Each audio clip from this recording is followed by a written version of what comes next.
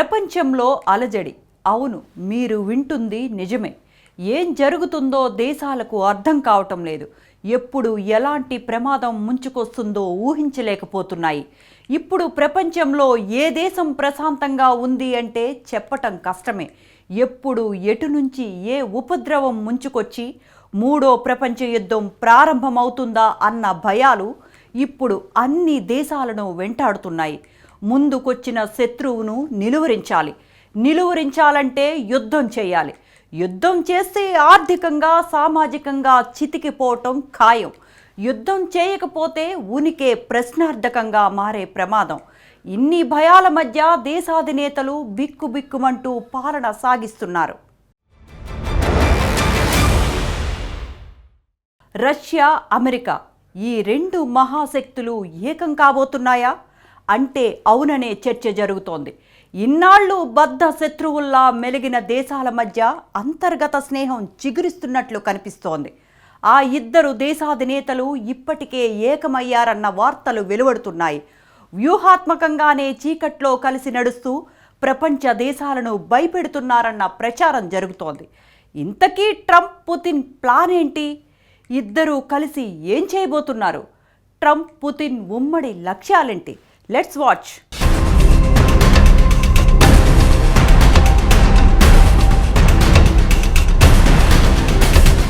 America, Russia రెండు super power countries. ఆయుధ సంపత్తిలో అమెరికా ప్రపంచంలోనే మొదటి స్థానంలో కొనసాగుతుంటే రష్యా రెండో స్థానంలో ఉంది. అమెరికాకు దీటైన ఆయుధాలు రష్యా వద్ద చాలానే ఉన్నాయి.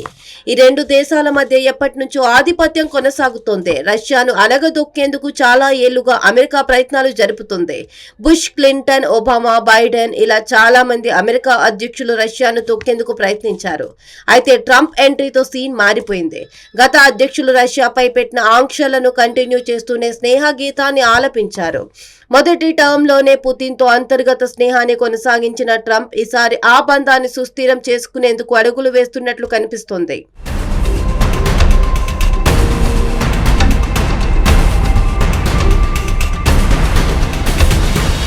2016 అమెరికా ఎన్నికల్లో రష్యా జోక్యం చేసుకుందని పెద్ద ఎత్తున వార్తలు వచ్చాయి.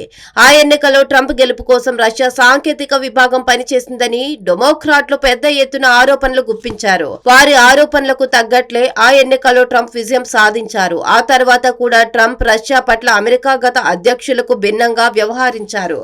పలుమార్లు పుతిన్తో భేటీ కావడం, ప్రపంచానికి తెలియకుండా ఫోన్లు మాట్లాడడం వంటి పనులు చేశారు. 2019లో ఎన్నికల్లో ఓడిపోయిన తర్వాత కూడా ట్రంప్ తన వెంట కొన్ని రహస్య పత్రాలను తీసుకుని వెళ్లారన్న ప్రచారం జరిగింది. ఈ వ్యవహారంపై అమెరికా కోర్టులో కేసులు కూడా నడిచాయి. ఈ రహస్య పత్రాల్లో పుతిన్, ట్రంప్ కు సంబంధించిన కీలక విషయాలు ఉన్నట్లు ప్రచారం సాగింది.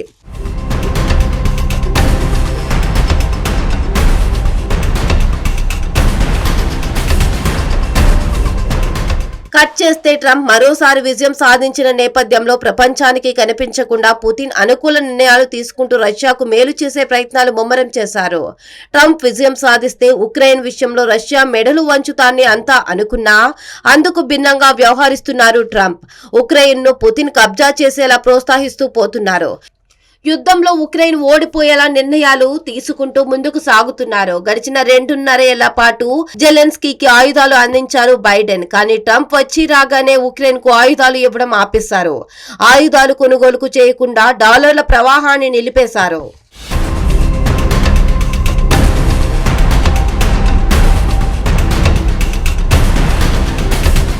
అమెరికా సాయం లేకుండా ఒక్క అడుగు కూడా ముందుకు వేయలేని ఉక్రెయిన్ కు ఇప్పుడు ఏం చేయాలో అర్థం కాని పరిస్థితి నెలకొంది. మరో 2 వారాలకు మించి రష్యాతో యుద్ధం చేయలేని పరిస్థితులు ఉక్రెయిన్ లో నెలకొన్నాయి. పరిస్థితి చేయి దాటితే మరో 2 వారాల్లో ఉక్రెయిన్ వద్ద ఆయుధ నిలువలు నిండుకుంటాయి. దాంతో రష్యా ఉక్రెయిన్ పై పట్టు బిగించి ఒక్కో ప్రావిన్స్ కు ఆక్రమించుకుంటూ పోతుంది. ఇప్పటికే అధికారికంగా ఉక్రెయిన్ భూభాగంలో 20% భూమిని పుతిన్ కబ్జా చేశారు. ఓవైపు అమెరికా మధ్యవర్తిగా జరుగుతున్న శాంతి చర్చల్లో కూడా పుతిన్ ఇదే అంశాన్ని ప్రస్తావించారు. తాము ఆక్రమించుకున్న భూమిని ఉక్రెయిన్ కు తిరిగి ఇచ్చేది లేదని ట్రంప్ కు తేల్చి చెప్పారు పుతిన్. దీంతో ట్రంప్ కూడా రష్యా ఆక్రమించుకున్న భూమిలో ఉక్రెయిన్ కు ఎలాంటి అధికారాలు ఉండవని, ఆ భూభాగాన్ని ఉక్రెయిన్ మర్చిపోవాలన్నారు.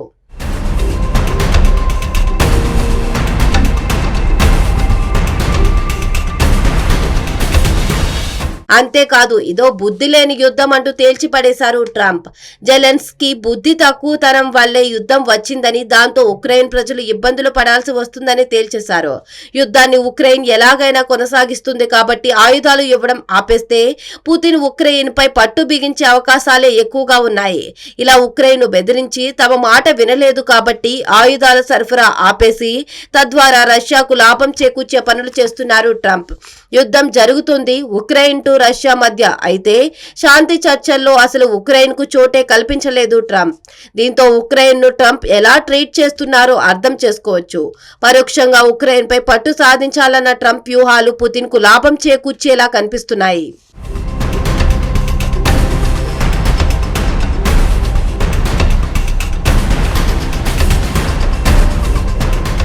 ఓవైపు యుద్ధం చేస్తూనే మరోవైపు ప్రపంచంలోని పలు ప్రాంతాలను అమెరికా కాలనీలుగా మార్చుకునేందుకు ట్రంప్ స్కెచ్లు వేస్తున్నారు.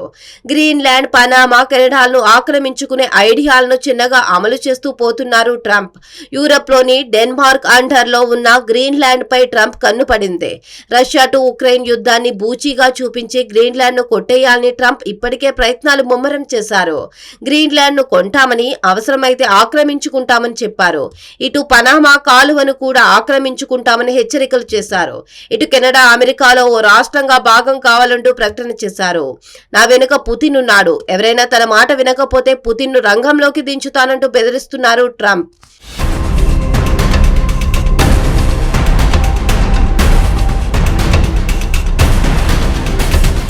ఓవైపు పుతిన్ కు లాభం చేకూర్చేలా, మరోవైపు పుతిన్ ను బూచీగా చూపించి తాను లాభపడేలా ట్రంప్ ఎత్తులకు పై ఎత్తులు వేస్తూ ముందుకు సాగుతున్నారు.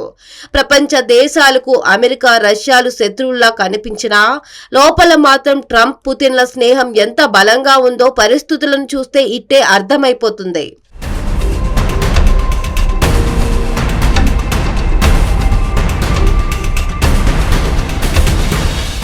ఉక్రెయిన్ను వీక్ చేసి అమెరికాకు అనుకూల వాతావరణం సృష్టించేందుకు ట్రంప్ ప్రయత్నాలు చేస్తున్నారు. యుద్ధం ముగిసిన తరువాత అయితే పుతిన్కు దక్కాలి, లేకపోతే తనకు దక్కాలి, కానీ ఉక్రెయిన్ స్వతంత్ర దేశంగా ఎదగకూడదు అన్న ఎత్తులు వేస్తున్నారు ట్రంప్. మరి ఉక్రెయిన్ మీద ట్రంప్ కన్ను ఎందుకు పడింది?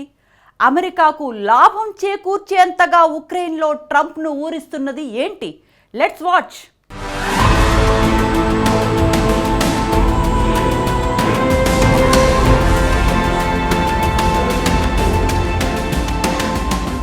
అమెరికా అండ చూసుకుని యుద్ధానికి దిగిన ఉక్రెయిన్ అధ్యక్షుడు జెలెన్స్కీని ఇప్పుడు అదే అమెరికా ప్రపంచం ముందు దోషిగా నిలబెట్టే ప్రయత్నం చేస్తుంది.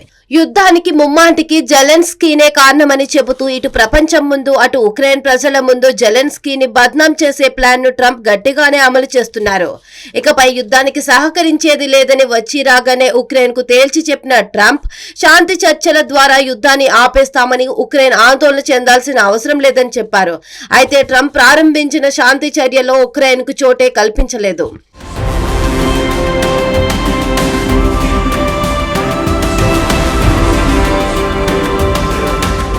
తమ వాదనలు వినకుండా శాంతి చర్చలు ఏంటని ఉక్రెయిన్ అధ్యక్షుడు జెలెన్స్కీ ప్రశ్నించగా జెలెన్స్కీని భయపెట్టారు ట్రంప్. ఉక్రెయిన్ యుద్ధానికి కొనసాగించేందుకు అమెరికా సాయం అందించాలంటే ప్రతిఫలంగా తనకేమిస్తారంటూ ప్రశ్నించారు. ఉక్రెయిన్ లో దొరికే ఖనిజాలను అమెరికాకు ఇస్తే తాము ఆయుధాలు అందిస్తామని తేల్చి చెప్పారు. ఓవైపు యుద్ధాన్ని ఆపేస్తానని అంటూనే మరోవైపు ఉక్రెయిన్ కు ఆయుధాలు ఇస్తాం కానీ కండిషన్స్ అప్లై అంటూ ట్రంప్ వ్యవహరిస్తున్న తీరు ఉక్రెయిన్ కు ప్రాణ సంకటంలా మారింది.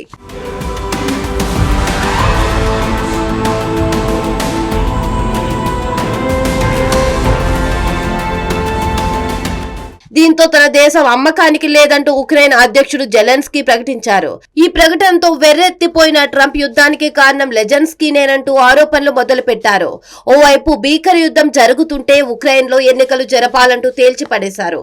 పౌరులే లేని ఉక్రెయిన్ లో ఎన్నికలు జరిపి తన మాట వినే వ్యక్తిని కుర్చీలో కూర్చోబెట్టాలన్న ఎత్తులు వేస్తున్నారు ట్రంప్. వాస్తవానికి రష్యాను బలహీనం చేసేందుకు ఉక్రెయిన్ ను యుద్ధానికి పురిగొల్పినదే అమెరికా. ఇప్పుడు అమెరికాలో అధికారం మారిపోవడంతో దేశ ఎజెండాను పక్కన పెట్టి వ్యక్తిగత మిత్ర ఎజెండాను తెరపైకి తెచ్చారు ట్రంప్. పుతిన్ కు ఈ యుద్ధంలో ఎలాగైనా లాభం చేకూర్చేందుకు యుద్ధం చేస్తున్న ఉక్రెయిన్ ను బలి పశువును చేసేందుకు ట్రంప్ సిద్ధమైనట్లు కనిపిస్తోంది.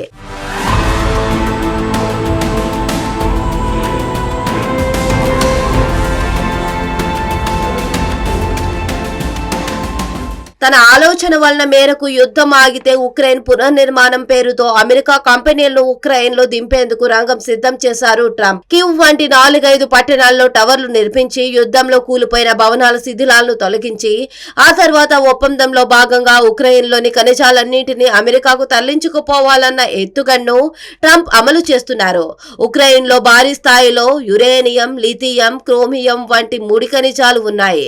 ఇవి అమెరికా స్పేస్, ఈవీ, చిప్ రంగాల్లో కీలక పాత్ర పోషిస్తాయి. దీంతో ఈ ఖనిజాలను ఎలాగైనా దక్కించుకునేందుకు ట్రంప్ ప్రయత్నాలు ముమ్మరం చేశారు.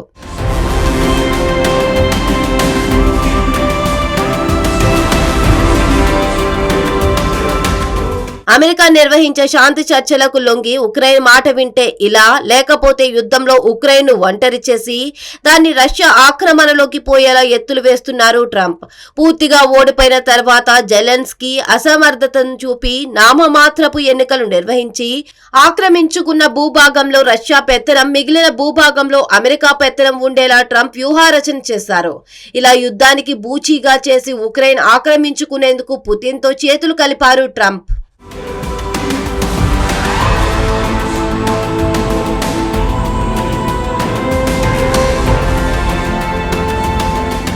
శాంతి చర్చలు ఇప్పట్లో తెగేలా కనిపించడం లేదు. యూరప్, యూకేలు అండగా నిలిచేందుకు వెనక ముందు ఆడుతున్నాయి. ఈ నేపథ్యంలో మరో 3 వారాల పాటు యుద్ధం కొనసాగితే ఉక్రెయిన్ సైన్యం వద్ద ఆయుధాలు నిండుకుని చేతులు ఎత్తేస్తే పరిస్థితి వస్తుంది. దాంతో పుతిన్ ఎవరి మాట వినకుండా కీవ్తో పాటు ఉక్రెయిన్ లోని అన్ని ప్రధాన నగరాలను తన ఆధీనంలోకి తీసుకునే అవకాశాలు ఉన్నాయి. ఇలా ట్రంప్ తన వ్యూహాలను అమలు చేస్తూ అమెరికాకు లాభ చేకూర్చడంలో భాగం ఉక్రెయిన్ ను ప్రపంచపటం నుంచి తుడిచేసే ప్రయత్నాలు ముమ్మరం చేశారు.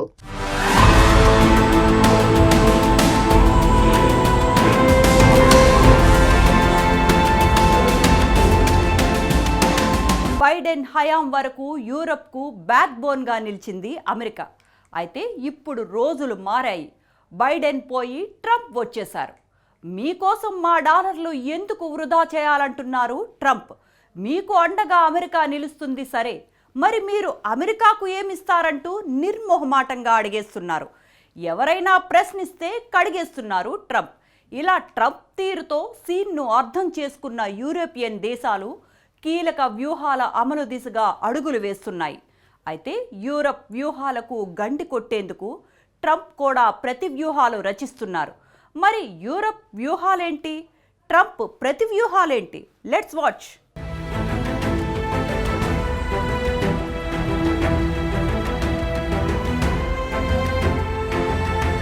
యూరప్ దేశాలకు అమెరికా వ్యూహాత్మక భాగస్వామి. మిలియన్ల డాలర్లు యూరప్ కోసం వెచ్చించింది అమెరికా. వెస్టర్న్ కంట్రీస్ అన్ని ఒకతాటిపై ఉండాలన్న అమెరికా అధ్యక్షుల ఆలోచనలో భాగంగా యూరప్ కు డాలర్ల ప్రవాహాన్ని కొనసాగించారు. అయితే ట్రంప్ రాకతో సీన్ మొత్తం మారిపోయింది. తమకు ఎలాంటి వ్యూహాత్మక భాగస్వాములు అవసరం లేదన్నట్లు వ్యవహరిస్తున్నారు ట్రంప్. అమెరికా బలంగా ఉందని, దాన్ని మరింత బలంగా చేస్తామని చెప్తూ తమ కోసం తాము ఖర్చు చేస్తాం, లాభం ఉంటే ఇతరుల కోసం ఆలోచిస్తామన్న ధోరణిని ప్రదర్శిస్తున్నారు.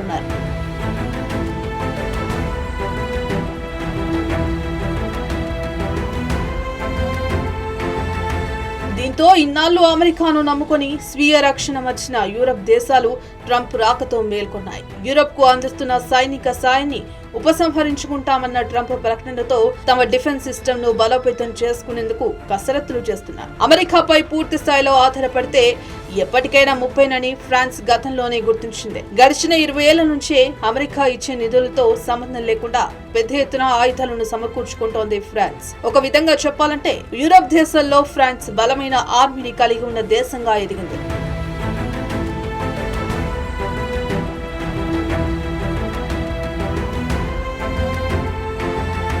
ఇటు అమెరికా భయాల నేపథ్యంలో డెన్మార్క్ కూడా ఆర్మీని బలోపేతం చేసుకునే పనిలో పడింది. ఇకపై దేశ జీడీపీలో 5% నిధులను ఆర్మీ బలోపేతానికి ఖర్చు చేయాలని డెన్మార్క్ సూచిస్తోంది.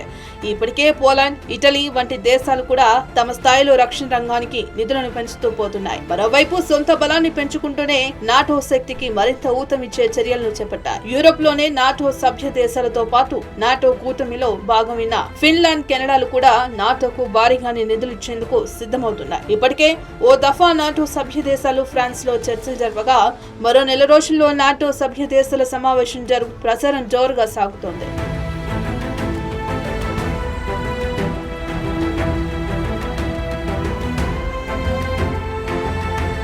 ఓవైపు ఉక్రెయిన్ కు నాటోలో సభ్యత్వం ఇవ్వడాన్ని వ్యతిరేకిస్తూ యుద్ధం చేస్తూ ఆ దేశాన్ని పుతిన్ ఆక్రమించుకుంటుంటే, మరోవైపు డెన్మార్క్ లో భాగమైన గ్రీన్లాండ్ ను ట్రంప్ కబ్జా చేయాలని చూస్తున్నారు. యుద్ధం ముగిసిన వెంటనే గ్రీన్లాండ్ అంశాన్ని ట్రంప్ తెర మీదకు తేవాలన్న ఆలోచనతో ఉన్నట్టు తెలుస్తోంది. అమెరికా గ్రీన్లాండ్ జోలికి రావడాన్ని ఇప్పటికే డెన్మార్క్ తీవ్రంగా వ్యతిరేకించింది. ఇటు ఉక్రెయిన్, అటు డెన్మార్క్ రేపు మారే దేశంపై రష్యా, అమెరికాలు విరుచుకుపడుతున్నాయన్న ఆందోళన నేపథ్యంలోనే యూరప్ దేశాలు అప్రమత్తంగా వ్యవహరిస్తున్నాయి. ఇవాళ గ్రీన్లాండ్ ను కలవాలన్న ట్రంప్ రేపు యూరప్ దేశాల్లో ఏదో ఒక ప్రాంతాన్ని అడగరన్న గ్యారంటీ ఏంటన్న ప్రశ్న ఇప్పుడు ఆయా దేశాలు కలవరపెడుతున్నాయి. ఇటు పక్కలో బెల్లంలా రష్యా ఎటు ఉండనే ఉంది. దీంతో ఇద్దరిని ఎదుర్కోవాలంటే ఓవైపు సొంత ఆర్మీని బలోపేతం చేస్తూనే మరోవైపు నాటోను మరింత బలపరిచి అమెరికా, రష్యాలు తమ జోలికి రాకుండా యూరప్ దేశాలు స్కెచ్లు గీస్తున్నాయి.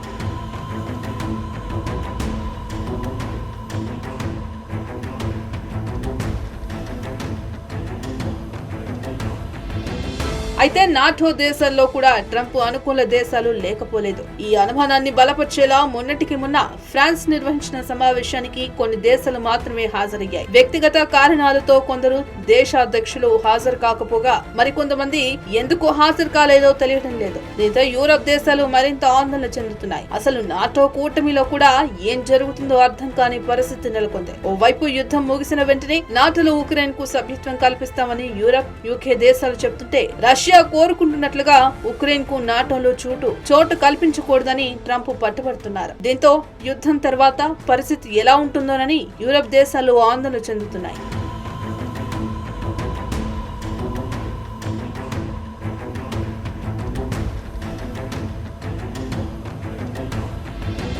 అమెరికా, రష్యాలను ఎదుర్కొనేందుకు యూరప్ దేశాలు ఎత్తులు వేస్తుంటే, యూరోప్ లోని ప్రాంతాలను ట్రంప్, పుతిన్లు సమభాగాలుగా పంచుకుంటున్నట్లు కనిపిస్తోంది. ఉక్రెయిన్ యుద్ధం తర్వాత రష్యా యూరోప్ లోని ఏ దేశం పైన దండయాత్ర చేస్తుందన్న ఆందోళనలు ప్రారంభమయ్యాయి. రష్యాతో చాలా యూరప్ దేశాలు సరిహద్దును పంచుకుంటున్నాయి. మరోవైపు క్లిష్టమైన సముద్ర మార్గాలను కూడా యూరప్, రష్యా మధ్య అనేకం ఉన్నాయి. ఇప్పటికే ఉక్రెయిన్, రష్యా యుద్ధంతో గ్యాస్ కొరతతో సతమతమవుతున్న యూరప్ దేశాలు ఇప్పుడు వ్యూహాత్మక సముద్ర మార్గాలను మూసేస్తే పరిస్థితి ఏంటన్న సందిగ్ధంలో పడిపోయాయి. తెగేదాకా వస్తే చూస్తూ ఊరుకోకుండా గట్టిగా ప్రతిఘటించాలన్న నిర్ణయానికి యూరప్ దేశాలు వచ్చినట్లే కనిపిస్తోంది.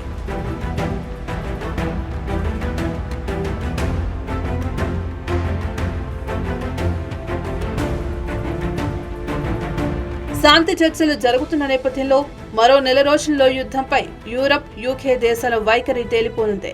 ఇప్పటికే యూకే, ఫ్రాన్స్ దేశాలు ఉక్రెయిన్ కు యుద్ధంలో సహకారం అందిస్తామని ప్రకటించాయి. అయితే అమెరికా మాట కాదని అవి ఏ మేరకు ముందడుగు వేస్తాయన్నది తెలియాల్సి ఉంది. అయితే యుద్ధంలో ఉక్రెయిన్ కు సహకరిస్తే ఆ అంశాన్ని సాకుగా చూపి యూరప్ తో పూర్తిగా సంబంధాలను తెంచుకునేందుకు ట్రంప్ సిద్ధంగా ఉన్నారు. ఇలా యూరప్ దేశాలకు చావో రేవో అన్న పరిస్థితులు వచ్చేశాయని విశ్లేషకులు అంటున్నారు.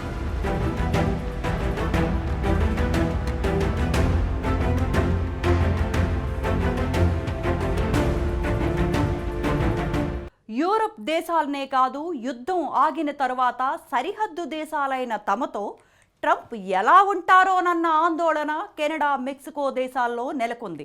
ఈ ఏడాది కెనడాలో ఎన్నికలు ఉన్న నేపథ్యంలో ఆ ఎన్నికల్లో ట్రంప్ పరోక్షంగా జోక్యం చేసుకుంటారన్న అంచనాలు వెలువడుతున్నాయి. ఇటు ఆసియాలోని చిన్న దేశాల్లో కూడా అమెరికా పెత్తనమే నడవాలని ట్రంప్ కోరుకుంటున్నారట. ఇలా ప్రపంచం మొత్తం అమెరికా కనుసన్నల్లోనే మెదలాలన్న ఆలోచనతో ట్రంప్ ఉన్నట్లు తెలుస్తోంది.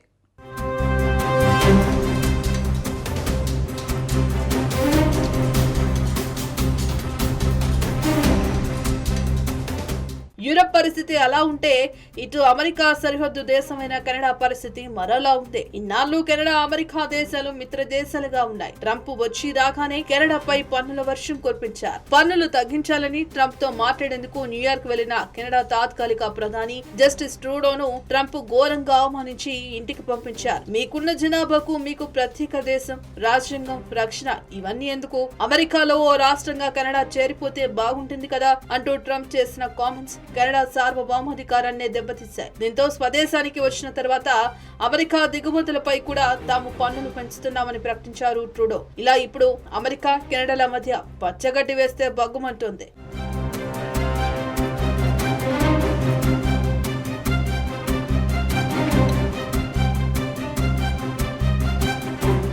అయితే అమెరికాలో కెనడా చేరిపోవాలన్న ట్రంప్ వ్యాఖ్యలు ఏదో యథాలాపంగా చేసినవి కావన్న ప్రచారం జరుగుతోంది. ఈ ఏడాది కెనడాలో ఎన్నికలు జరగనున్నాయి. ఈ ఎన్నికల్లో కూడా అమెరికా జోక్యం చేసుకుంటోందని విశ్లేషకులు అభిప్రాయపడుతున్నారు. ట్రంప్ కెనడా ఎన్నికల్లో జోక్యం చేసుకుని తనకు అనుకూలంగా ఉండే వ్యక్తిని గెలిపించుకునే ప్రయత్నాలు చేయబోతున్నారన్న ప్రచారం జోరుగా సాగుతోంది. అదే జరిగితే కెనడాలో ఉన్న సహజ వనరులను దోచేందుకు ట్రంప్ ఒప్పందాలు చేసుకుని తద్వారా కెనడాలోని ట్రంప్ గణం అధికారికంగా ఎంట్రీ ఇస్తుందన్న విశ్లేషణలు వెలువడుతున్నాయి.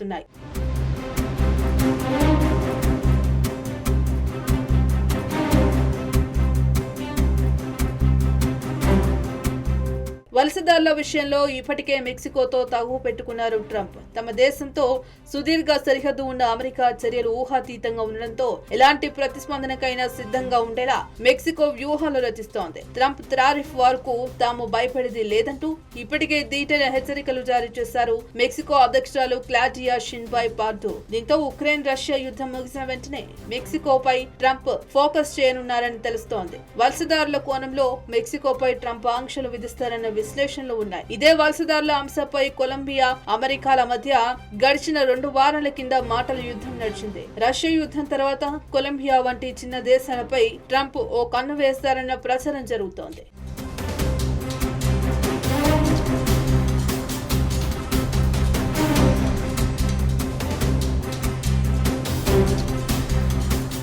ఇక బంగ్లాదేశ్ లో అల్లకల్లానికి అమెరికానే కారణమని తెలుస్తోంది. అయితే బంగ్లాదేశ్ లో తిరుగుబాటు బైడెన్ ప్రభుత్వ వ్యూహంలో భాగమని దానికి తాముకు ఎలాంటి సంబంధం లేదని ట్రంప్ ప్రభుత్వం చెబుతున్నప్పటికీ బంగ్లాలో తనకు అనుకూల ప్రభుత్వం ఏర్పడాలన్న తలంపుతోనే అమెరికా ఉన్నట్లు తెలుస్తోంది. బంగ్లాలో అంతర్యుద్ధం కొనసాగిస్తే పొరుగు దేశాలు మనశ్శాంతిగా నిద్రపోలేవన్న విషయాన్ని గుర్తించిన అమెరికా ఆ దిశగానే చర్యలు తీసుకుంటుందన్న విశ్లేషణలు ఉన్నాయి. ఇప్పటికే పాకిస్తాన్ కు నిధులు నిలిపివేసింది అమెరికా. ఉగ్రవాదాన్ని వేసేందుకు పాక్ ఇచ్చే ఆయుధాలు దుర్వినియోగం అవుతున్నాయని భావిస్తున్న ట్రంప్ ఆయుధాలను సరఫరాను కూడా నిలిపివేశారు.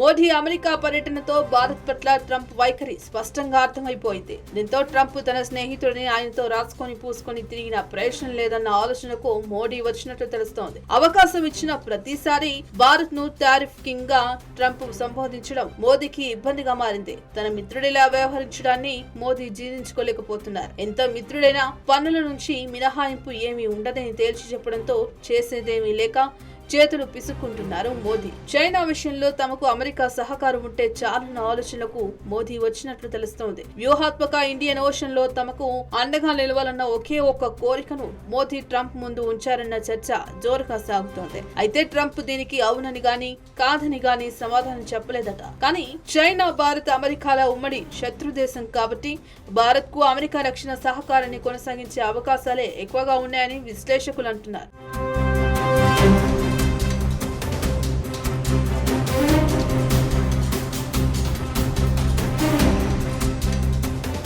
మరో 4 ఏళ్లలో ట్రంప్ పీడ విరుగడైన పరిస్థితిలో ఏమాత్రం మార్పు వచ్చేలా కనిపించడం లేదు. డెమోక్రేట్లలో నాయకత్వాలేమి రిపబ్లికన్లకు వరంగా మారబోతున్నట్లు కనిపిస్తుంది. ఇప్పటికే కమలా హారిస్ ఓడిపోగా అధ్యక్ష స్థాయిలో పోటీ పడే మరో నేత డెమోక్రాటిక్ పార్టీలో కనిపించడం లేదు. మిచెల్ ఒబామా వచ్చే ఎన్నికల వరకు బరిలోకి దిగుతారని కొంతకాలం క్రితం ప్రచారం జరిగినా ప్రస్తుతం ఆమె బరాక్ ఒబామాతో విడాకులు తీసుకునే యోచనలో ఉన్నారన్న ప్రచారం జరుగుతోంది. ఈ ప్రచారానికి తగ్గట్లే కొద్ది రోజులుగా ఏ కార్యక్రమానికి ఇద్దరు కలిసి హాజరవడం లేదు. దీంతో ఒబామా మద్దతు లేకుండా మిచెల్ గెలిచే పరిస్థితి ఉండదు. దీంతో రిపబ్లికన్లకు వచ్చే ఎన్నికల్లో కూడా విజయం నల్లేరు మీద నడికే అని అంటున్నారు.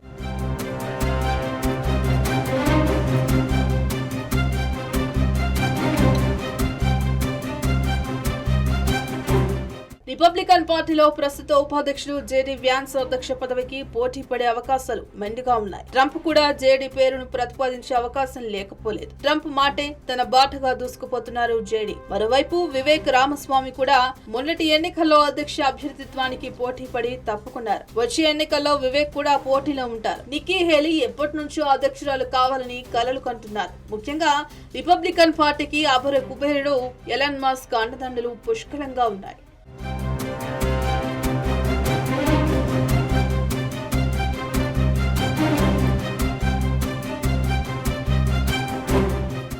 ఇలా కరుడుగట్టిన జాతీయవాదులంతా ప్రస్తుతం రిపబ్లికన్ పార్టీలో క్యూలో ఉండటంతో ఈ వరుసలో ఎవరు అధ్యక్షులైనా పరిస్థితిలో పెద్దగా మార్పు రాకపోవచ్చని తెలుస్తోంది.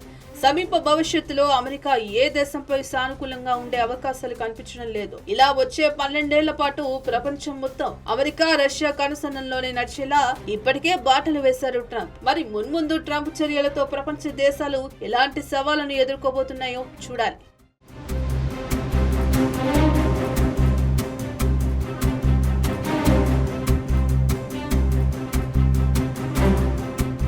ఇది ఇవాల్టి ఉన్నది ఉన్నట్టు. రేపు ఉన్నది ఉన్నట్లో మళ్ళీ కలుసుకుందాం. స్టే ట్యూన్ టు స్వతంత్ర.